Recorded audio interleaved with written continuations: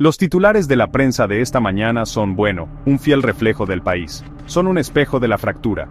España, al borde del bloqueo institucional, clama un periódico de tirada nacional en su portada. Otro, con una tipografía más sobria pero igualmente alarmante, titula, "La investidura más incierta de la democracia". Las rotativas no mienten. Los datos tampoco. Cada palabra impresa parece añadir una capa más de tensión a una atmósfera ya de por sí cargada.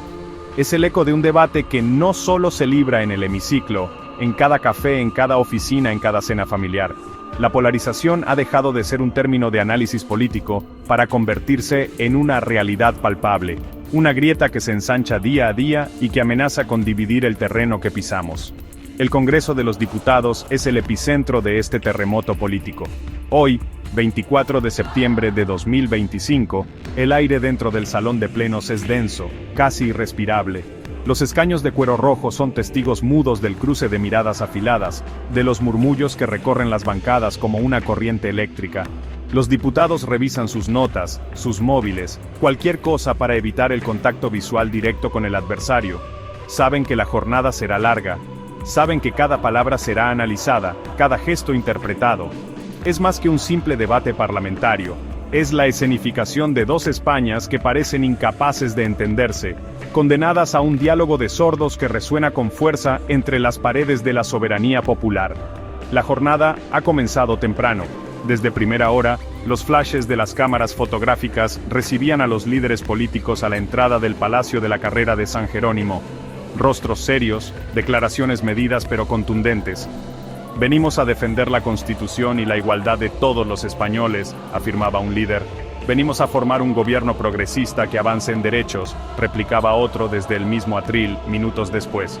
Son frases que hemos oído antes, son los mismos argumentos, las mismas líneas rojas, pero hoy suenan diferentes. Suenan con el peso de la urgencia, con la conciencia de que el tiempo para el acuerdo, o para el desacuerdo definitivo, se agota inexorablemente. La presidenta del Congreso llama al orden. Suena la campana. El murmullo cesa de golpe, dando paso a un silencio expectante, casi ceremonial. Es un silencio que pesa, cargado de todo lo que no se dice, de las negociaciones a puerta cerrada, de las presiones internas y externas. Es el momento de la verdad. En una esquina del ring, Pedro Sánchez, actual presidente del gobierno en funciones. Su estrategia es clara. Busca tejer una compleja mayoría parlamentaria partidos nacionalistas independentistas. Su discurso se centra en la necesidad de un gobierno de progreso que frene a una derecha que, según él, viene a recortar derechos y a recentralizar el Estado. Sánchez se presenta como el único dique de contención posible. Habla de diálogo, habla de plurinacionalidad, habla de avanzar en la agenda social. Sus defensores ven en él a un estratega audaz, un superviviente político capaz de pactar lo imposible, para garantizar la gobernabilidad y el avance social, adaptándose a la nueva realidad parlamentaria fragmentada que han dictado las urnas. En la esquina contraria, Alberto Núñez Feijóo, líder del Partido Popular ganador de las últimas elecciones en número de escaños. Su postura es la antítesis de la de Sánchez. Feijóo enarbola la bandera de la Constitución. Feijóo enarbola la igualdad de todos los españoles. Denuncia cesiones intolerables al independentismo. Acusa al PSOE de vender la soberanía nacional a cambio de un puñado de votos para mantenerse en el poder. Su propuesta, un gobierno del partido más votado, un retorno a la estabilidad, los grandes pactos de Estado. Sus partidarios lo ven como un hombre de Estado, alguien que pone los principios por encima de los intereses partidistas. La única alternativa seria y constitucionalista. El enfrentamiento entre ambos no es solo ideológico, es profundamente personal. Se percibe en la forma en que se nombran, se percibe en el tono que emplean.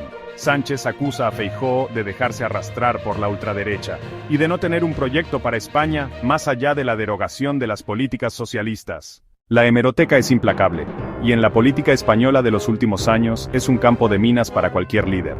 Hoy, desde la tribuna, Pedro Sánchez defiende con vehemencia la necesidad de una ley de amnistía como un paso valiente para la reconciliación y la normalización en Cataluña. Lo presenta como un gesto de generosidad y altura de miras. Sin embargo, las redes sociales y la bancada de la oposición no tardan en hacer su trabajo. Resurgen vídeos y declaraciones de hace apenas unos meses de la campaña electoral. En ellos, el mismo Pedro Sánchez afirmaba con rotundidad La amnistía no tiene cabida en nuestra Constitución, no la defiendo y no sucederá. Esta contradicción, este dato, es el principal ariete que utiliza la oposición para atacar su credibilidad. Alberto Núñez Feijóo no se queda atrás en este juego de espejos y promesas. Durante su intervención, critica con dureza los pactos del PSOE con EH Bildu, a quienes se refiere como los herederos de ETA. Apela a la memoria de las víctimas y acusa a Sánchez de blanquear a quienes no han condenado el terrorismo. Pero la memoria, selectiva a veces, también guarda registros. Se recuerdan sus propias declaraciones pasadas cuando, siendo presidente de la Xunta de Galicia, se mostraba más abierto a dialogar con todas las fuerzas políticas, o cuando su partido llegó a acuerdos puntuales con la izquierda abertzale en el País Vasco. La oposición le recuerda que el pragmatismo político no es patrimonio exclusivo de la izquierda, y que las líneas rojas, a menudo, se dibujan y se borran según la conveniencia del momento. La promesa de no subir los impuestos se ha convertido en un clásico de las campañas electorales. Ambos líderes la han utilizado. Feijóo basa gran parte de su programa económico en una bajada generalizada de tributos, especialmente el IRPF y el IVA. Sin embargo, sus críticos le recuerdan que los gobiernos del Partido Popular en el pasado, ante crisis económicas, recurrieron a subidas de impuestos que previamente habían negado, como la del IVA en 2012. Por su parte, Sánchez, que ha presidido un gobierno que ha aumentado la presión fiscal para sostener el gasto social, lejos de los mármoles y las moquetas del Congreso, la vida sigue. O lo intenta. En el Mercado de Maravillas de Madrid, hablamos con Carmen, de 68 años, jubilada. Mientras elige unas naranjas, nos cuenta su preocupación. Yo lo que quiero es tranquilidad. Mi pensión no es muy grande, y cada vez que oigo hablar de crisis, me entra el miedo. ¿Subirá la luz otra vez? ¿Podré pagar la calefacción este invierno?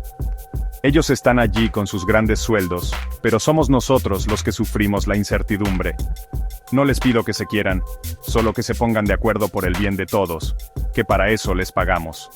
A las afueras de Barcelona, en un polígono industrial, encontramos a Javier, de 45 años, propietario de una pequeña empresa de transportes. Está supervisando la carga de un camión. Esto es un sinvivir. Necesito estabilidad para planificar. Mis clientes me piden precios para dentro de 6 meses, y yo qué les digo. No sé si los impuestos van a subir, si el precio del gasoil se va a disparar, si habrá nuevas huelgas. La parálisis política se traduce en parálisis económica. Los inversores se lo piensan 2 veces antes de meter dinero en un país sin un gobierno estable.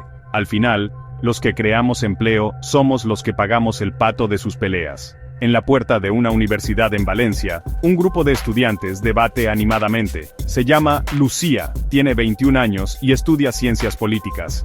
Su visión es crítica, pero con un matiz de esperanza. Es frustrante ver este espectáculo. Parecen niños peleando en un patio de colegio. Pero al mismo tiempo creo que esta crisis demuestra que el bipartidismo ha muerto, y que la sociedad es mucho más plural, explica. El problema es que los políticos no saben gestionar esa pluralidad. Hablan de diálogo, pero solo se escuchan a sí mismos. Nosotros, los jóvenes, nos enfrentamos a un futuro precario. La Plaza de Colón de Madrid vuelve a ser el escenario de una manifestación masiva. Miles de personas, convocadas por diversas plataformas cívicas y con el apoyo de los partidos de la derecha, llenan la explanada. El color predominante es el rojo y amarillo de las banderas de España. Por la unidad de España, no a la amnistía. Sánchez, traidor. El ambiente es de indignación. Se corean consignas contra el gobierno en funciones y sus posibles socios. Es una demostración de fuerza de un sector de la sociedad que se siente agraviado. Perciben los pactos de investidura como una amenaza directa a los cimientos del Estado. Casi al mismo tiempo, el Paseo de Gracia de Barcelona presenta una imagen bien distinta. Aquí, miles de personas se manifiestan bajo otro lema, con otras banderas. Predominan las esteladas, pancartas que piden amnistía y autodeterminación. Es una marcha convocada por organizaciones independentistas para presionar en plenas negociaciones. Quieren asegurarse de que sus exigencias no se diluyan en los pactos de Madrid. El mensaje es doble, uno dirigido al Estado español y otro a sus propios líderes, para exigirles que no renuncien. Estas dos imágenes, estas dos ciudades manifestándose simultáneamente, son la representación visual más poderosa de la fractura española. En Madrid, se habla de traición a la Constitución. En Barcelona, de la represión del Estado y del derecho a decidir. Las emociones están a flor de piel en ambos lugares. Hay rabia, hay reivindicación, pero también hay un sentimiento de comunidad entre los que comparten la misma pancarta. Cada manifestación refuerza la identidad del propio grupo, y al mismo tiempo, profundiza la zanja que los separa del otro. Son dos monólogos que se desarrollan a 600 kilómetros de distancia. Entre ambas multitudes, hay una mayoría silenciosa. El debate alcanza su punto álgido. La presidenta del Congreso se ve obligada a intervenir repetidamente. Silencio, por favor, señorías, ruego silencio. Sus palabras se pierden en el tumulto. Pedro Sánchez está en la tribuna. Acusa al Partido Popular de abrazar los postulados de la ultraderecha y de utilizar un discurso catastrofista que solo busca sembrar el miedo. Desde la bancada popular, un diputado grita «¡Traidor!». La palabra resuena en el hemiciclo. Inmediatamente la bancada socialista se pone en pie y rompe en un aplauso cerrado. Apoyo y desafío. El ruido es ensordecedor. Es la política convertida en un espectáculo de hooligans, donde el argumento deja paso al insulto. Minutos después, le toca el turno a Alberto Núñez Feijóo. Sube a la tribuna con gesto grave. Su voz es firme y acusa a Sánchez de comprar la presidencia a cambio de la impunidad de quienes delinquieron. Habla de humillación para el Estado de Derecho. En ese momento, desde los escaños de los partidos independentistas, se escuchan risas, y también abucheos. Un diputado le grita en catalán, «Votarem». El líder popular hace una pausa, mira fijamente a la bancada socialista y pregunta, ¿Van a aplaudir esto también? ¿Este es su nuevo socio? El silencio se corta con un cuchillo, la bancada popular se levanta y le dedica una larga ovación. Hemos llegado al final de este viaje por la España de hoy, 24 de septiembre de 2025, un país atrapado en un nudo gordiano político que nadie sabe, o nadie quiere, desatar. Hemos visto los titulares, hemos sentido la tensión en el Congreso, hemos escuchado las promesas y las contradicciones. Pedro Sánchez, Alberto Núñez Feijóo, dos líderes enrocados en sus posiciones, representando a dos mitades de una sociedad que se miran con recelo. Son el reflejo de una polarización que ha abandonado los márgenes para instalarse en el corazón mismo del sistema. Una fractura que se escenifica en el Parlamento con gritos y aplausos, y se replica en las calles con manifestaciones de signo contrario en Madrid, Barcelona. Hemos escuchado las voces de la ciudadanía, la de Carmen, la jubilada que solo pide tranquilidad para su pensión, la de Javier, el empresario que necesita estabilidad para crear empleo, la de Lucía, la estudiante que exige a los políticos que hablen de su futuro y no solo de sus sillones, y la de Manuel, el agricultor que se siente abandonado en una España vaciada que no aparece en los grandes debates. Sus testimonios son un baño de realidad, un recordatorio de que, más allá de las luchas por el poder, hay un país real con problemas reales que espera soluciones, no más enfrentamientos. Son las víctimas silenciosas de una parálisis que amenaza con cronificarse. La sesión parlamentaria de hoy terminará con una votación. Quizás haya un nuevo gobierno.